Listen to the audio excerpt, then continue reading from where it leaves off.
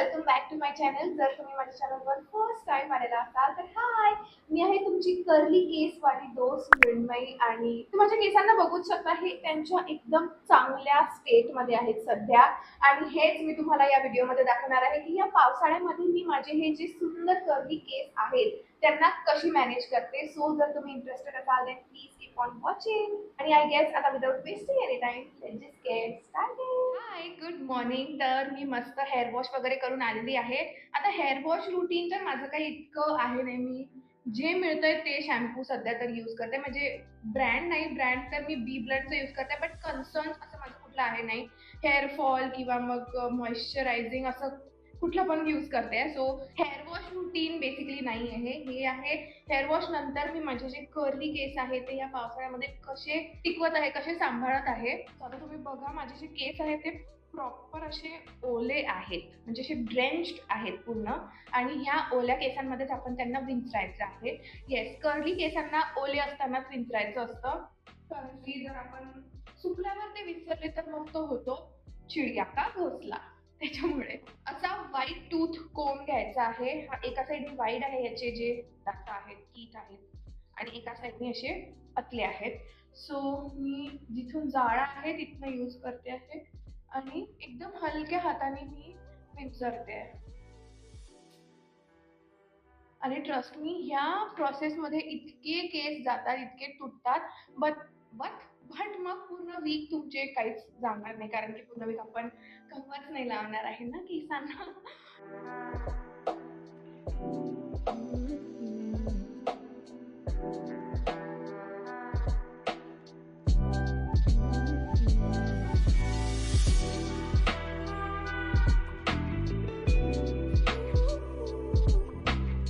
माझे केस तर मस्त विंचरून झालाय, बट एक गोष्ट which we have to make sure की आपले केस ओलेच असले पाहिजे. तर आता हे जे समोरचे केस आहेत थोडे फार सुकायला आले, तर त्याला मी परत ओलं करणार आहे. नाहीतर मग ते फ्रीझी होतात आणि फ्रीझी केस ओ बापरे, डोळ्यात फ्रीझी केस पावसाळ्यामध्ये एकदम नाईटमेअर होऊन जातो. सो त्याच्यामुळे आपण आधीच ओले करून ठेवायचे. पडलं पाहिजे पाणी, थेंब थेंब खाली सांडलं पाहिजे, एवढे ओले केस पाहिजे. आय होप तुम्हाला आवाज येतोय माझा. मी आता स्किन केअर करून आली आहे.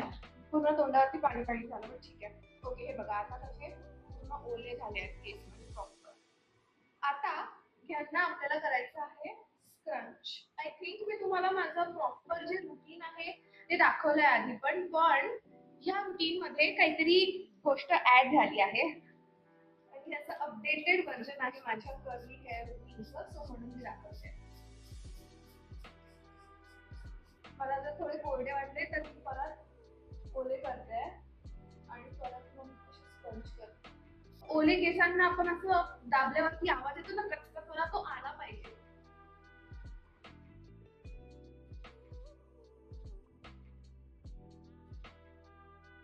क्रंच माझे झाले करून. आता मी हे हेअर जेल यूज करणार आहे, जे माझं ऑलमोस्ट संपलेलं आहे, पण आखरी सास तक मी याला यूज करणार आहे. ओ, झाली वाटते आखरी सास.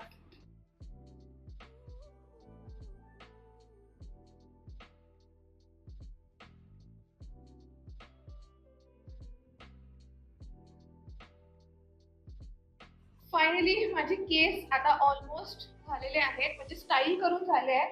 आता एक जो नवीन माझ्या रुटीन मध्ये ऍड झालेला पार्ट आहे, मागच्या वीक पासूनच मी करायला लागली आहे, दाखवते. मी हे डिफ्युजर घेतलाय. बेसिकली डिफ्युजर नाही, हे ब्लो ड्रायर आहे, बट त्याच्यासोबत ही डिफ्युजिंग वाली अटॅचमेंट आलेली आहे. सो आपण यांनी आपले जे केस आहेत, म्हणजे माझे जे केस आहेत ते करणार आहोत डिफ्यूज. ते कसं दाखवते मी. याची प्रोसेस सांगायची आधी तुम्हाला हे प्रोडक्ट बद्दल सांगते. तर हे अगारोचं आहे ब्लो ड्रायर. हे मला 2000 पर्यंत पडलं, 1500-2000चं, आणि खूप चांगल्या क्वालिटीचं आहे बाय द वे. सो मी हे घेतलं, पण त्याची जी ही आहे ना प्लग, पिन जी आहे ती आपल्या नॉर्मल प्लग मध्ये नाही लागत. त्याच्यासाठी मी ही वेगळं घेतलंय विकत, आणि मी याचं जे स्पेसिफिकेशन आहे ते डिस्क्रिप्शन मध्ये टाकून देणार. सो हे आपल्या नॉर्मल प्लगला लावायचं आणि मग त्याला हे लावायचं. आता मी हे चालू केलं तर तुम्हाला आवाज नाही येणार माझा. सो मी पहिलेच सांगते, पहिले मी जेव्हा चालू करणार याच्यामध्ये तुम्हाला रिड्यूस होत आहे हवा. ठीक आहे. याच्यामध्ये दोन असे मोड आहेत. पहिले तर आपल्याला स्पीड कंट्रोल करण्यासाठी हे आहे आणि त्याच्यानंतर स्पीड कंट्रोल करण्यासाठी आहे आणि हे आहे की तुम्हाला गरम हवा पाहिजे आहे की थंडी हवा पाहिजे. सो दोन आहे याच्यामध्ये, कूल आणि हॉट. सो मी पहिले तर हॉटनी हे थोडंसं सुकवून घेते आणि मग नंतर ते सेट करण्यासाठी कूल वरती जाणार. तुम्हाला दाखवतेच मी. आता सध्या मी काय करणार आहे, हे जे असे केस आहेत त्यांना हॉट वरती ठेवून इथे नेणार आणि न टच करता बस असं वरून वरून सुकवणार आहे. ती टचच नाही करणार आहे माझ्या केसांना. तुम्ही बघा.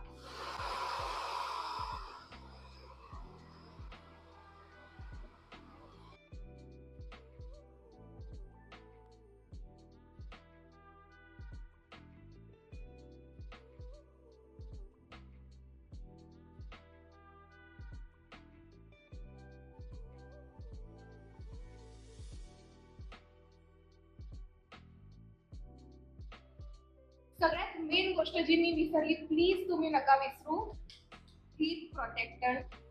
मी इतकी तुम्हाला सांगण्यात मी इतकी मदत झाली की मी माझं प्रोटेक्शन काही विसरून गेली सगळं. पण हीट प्रोटेक्शन पाहिजे आहे कारण की आपण हीट अप्लाय करत आहोत. सो हे आहे बेअर अनाटॉमीचं. मी अगेन हॉट वरती करते आता आणि मग मीडियम स्पीड वरती मी परत सुकवते कारण की सुकले आहेत नाही केस काही.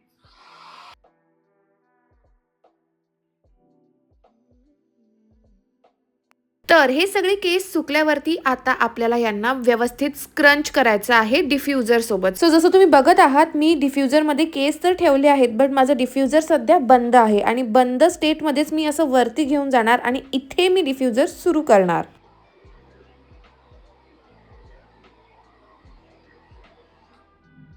5 to 10 सेकंड ठेवल्यावरती हे बंद करायचं आणि मग परत असं बंद करूनच खाली आणायचं. सो हे असं सगळं पूर्ण केसांसोबत करायचं आहे आणि ह्याच्यात आणि याच्यात डिफरन्स बघू शकता.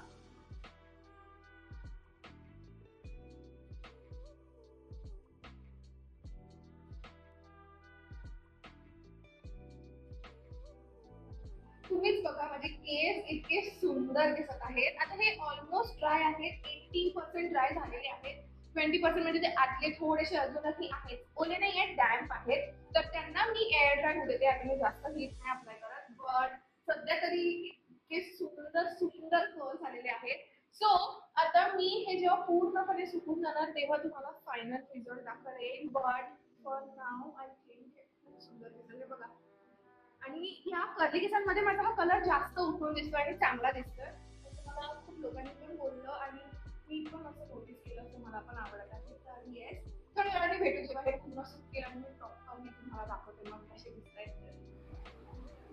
केस माझे सुकलेले आहेत आणि इतके सुंदर दिसत आहेत आणि फ्रिझीनेस नाही आलाय. म्हणजे हे जे तुम्हाला दिसतात हे माझे बेबी हेअर आहे कारण की मी हेअर ग्रोथ साठी ट्रीटमेंट घेते. बट तसा फ्रिझीनेस नाही आहे आणि प्रॉपर कर्ल्स आले आहेत. सो मला तर खूप आवडत आहे. बट आता एक लास्ट आपल्याला स्टेप करायची आहे, ती म्हणजे फ्रिझीनेस नाही आला पाहिजे आणि जे आपण जेल लावतो त्याच्यामुळे केस थोडेसे असे कडक झाले आहेत. सो असे स्मूथ आणि सॉफ्ट झाले पाहिजे त्याच्यासाठी मी हे सिरम यूज करणार आहे. 3 ड्रॉप्स घेतलाय पूर्ण केसांसाठी आणि परत एकदा स्क्रंच करणार आहे.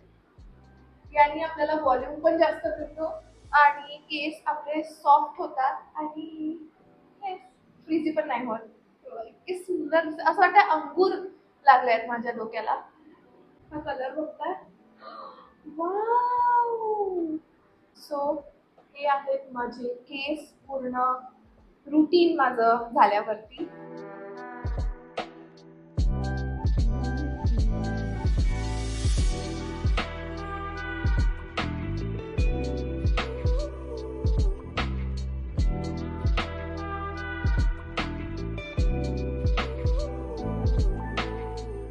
Okay, I guess that's all for today's video. हेच होतं आजच्या व्हिडिओमध्ये की मी या पावसाळ्यामध्ये माझे केस नेमके कसे मॅनेज करताय, स्पेशली कर्ली केस, कारण की त्यांना पावसाळ्यामध्ये मॅनेज करणं खूप जास्त डिफिकल्ट होऊन जातं. बट येस, आय होप तुम्हाला मजा आली असेल हा व्हिडिओ बघून आणि काहीतरी शिकायला पण मिळालं असेल. सगळ्या प्रॉडक्ट्सची जी लिंक्स आहेत ते मी डिस्क्रिप्शन मध्ये देऊन देणार किंवा मी त्यांना प्रॉडक्ट लिस्ट मध्ये टॅग सुद्धा करून देणार. आणि येस, हा जर व्हिडिओ तुम्हाला आवडला असेल तर make sure to like, share and subscribe to my channel. आणि आता आपण भेटूया माझ्या नेक्स्ट व्हिडिओ मध्ये. बाय.